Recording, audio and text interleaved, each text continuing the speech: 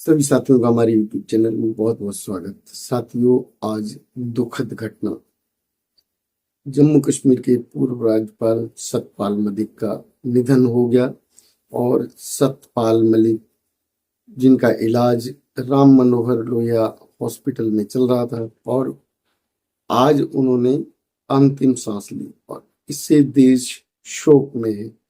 लेकिन सतपाल मलिक, जो कि जम्मू कश्मीर के पूर्व राज्यपाल थे, वो जाते जाते छोड़ गए 5 महत्वपूर्ण सवाल, जिनका जवाब नहीं दे सकी आज तक बीजेपी सरकार। और बताते रहे हमारे पूरे भारत की जनता को क्या क्या हुआ जम्मू कश्मीर में, पुलवामा में, और किस तरीके से जो अटैक हुआ वो क्या था। वो 5 महत्वपूर्ण सवाल। उनसे पहले मैं आपको बताना चाहता हूँ, सतपाल मलिक जी ने जो जाने से पहले कुछ समय पहले उन्होंने ट्वीट किया था, वो क्या ट्वीट था सुनिए। सरकार मुझे सीबीआई का डर दिखाकर झूठे चार्जशीट में फंसाने के बहाने ढूंढ रही है। जिस मामले में मुझे फंसाना चाहते हैं, उस टेंडर को मैं खुद निरस्त किया था। मैंने खुद प्रधानमंत्री जी को बताया था इस मामले में करप्शन है, और उन्हें बताने के बाद मैंने खुद उस टेंडर को कैंसिल किया। मेरा तबादला होने के बाद में किसी अन्य के हस्ताक्षर से यह टेंडर हुआ। मैं सरकार को और सरकारी एजेंसियों को बताना चाहता हूं कि मैं किसान कौम से हूं, और मैं न तो डरने वाला हूं और न ही मुझसे झुकने वाला हूं। सरकार ने मुझे बदनाम करने में पूरी ताकत लगा दी। अंत में मेरा सरकार से और सरकारी एजेंसियों से अनुरोध है कि मेरे प्यारे देश की जनता को सच्चाई जरूर बताना कि आपकी छानबीन में मेरे पास मिला क्या।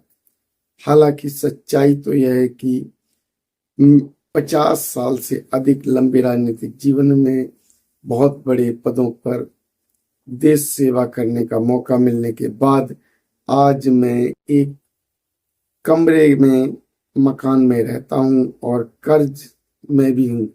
मगर आज मेरे पास धन दौलत होती तो मैं प्राइवेट हॉस्पिटल में इलाज करवाता। सतपाल मलिक, पूर्व गवर्नर।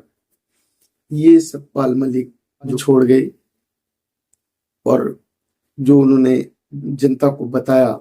लेकिन इसी बीच में सतपाल मलिक के वो 5 सवाल जो महत्वपूर्ण हैं, और जो सतपाल मलिक ने अपने जीवन में जो भी कुछ किया, और उस सतपाल मलिक के उस समय का जो पीरियड, जो पुलवामा हमला हुआ, उस समय के सवाल वो क्या सवाल हैं सुनिए। जो उनके मुख्य सवाल हैं, 2 नवंबर 2021 पुलवामा अटैक के वक्त प्रधानमंत्री मोदी कॉर्बेट नेशनल पार्क में अपनी शूटिंग करवा रहे थे। बाहर आकर पीएम ने एक ढाबे से फोन कर मुझे पूछा क्या हुआ। मैंने कहा ये हमारी गलती से हुआ, तब मुझे चुप करवा दिया गया। दूसरा सवाल, 25 अप्रैल 2023, देश बहुत गलत हाथों में है। यदि किसान एक नहीं हुआ और केंद्र में बैठी सरकार दोबारा सत्ता में आई तो किसान नहीं बचेंगे। वे सबसे पहले खेती खत्म कर देंगे ताकि आप मजदूरी करने लगें। उसके बाद फौज को खत्म कर देंगे। ये दूसरा सवाल था उनका। और अभी हम देखते क्या है कि खेती भी बेकार हो रही है और फौज को भी बर्बाद कर दिया गया, क्योंकि फौज को, आर्मी को 4 साल के पीरियड में डाल दिया। अब उसके बाद जो तीसरा सवाल है वो मैं आपको बताता हूँ। 21 मई 2023, अगर अगले चुनाव तक जनता ने इनके खिलाफ मतदान नहीं किया तो ये आपको मतदान करने के लायक ही नहीं छोड़ेंगे। ये कह देने की कि जब हम भी चुनाव जीतते हैं तो चुनाव कराने की क्या जरूरत, ना कोर्ट रहेगा, ना फोर्स रहेगी, ना फौज रहेगी, और ना ही कोई ऐसा सिस्टम रहेगा जिससे इन पर कंट्रोल किया जा सके। इसके बाद चौथा सवाल, 22 मई 2023 प्रधानमंत्री नरेंद्र मोदी अपनी नाक के नीचे भ्रष्टाचार करवाते हैं, उसमें उनकी हिस्सेदारी होती है, उसमें उनकी हिस्सेदारी होती है और पूरी रकम अडानी को जाती है।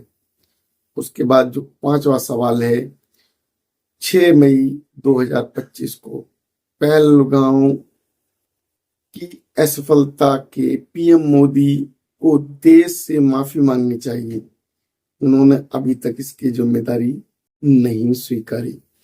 सतपाल मलिक जो कि जाते जाते हमारे देश के सामने ये अपने सवाल रखकर चले गए, और ये सवाल जनता को बताकर चले गए। जनता को सोचना होगा कि अगर इस तरीके के जो सवाल सतपाल मलिक जो कि जाते जाते बता के गए, तो अभी तक जो बीजेपी सरकार है कोई जवाब क्यों नहीं दे सकी, क्यों नहीं दिया बीजेपी सरकार ने सतपाल मलिक के सवालों का जवाब।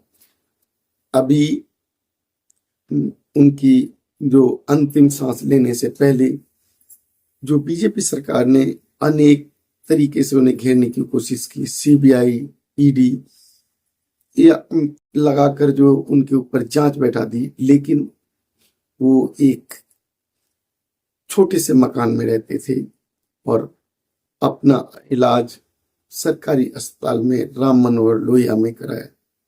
यदि उनके पास धन होता, गबन किया हुआ पैसा होता, उनके पास अथाह संपत्ति होती, तो प्राइवेट हॉस्पिटल में इलाज कराते, लेकिन जो उनका इलाज का जो खर्चा जो गवर्नमेंट के पास जो कि हॉस्पिटल है उसमें कराना था, क्योंकि इलाज के लिए उनके पास धन नहीं था।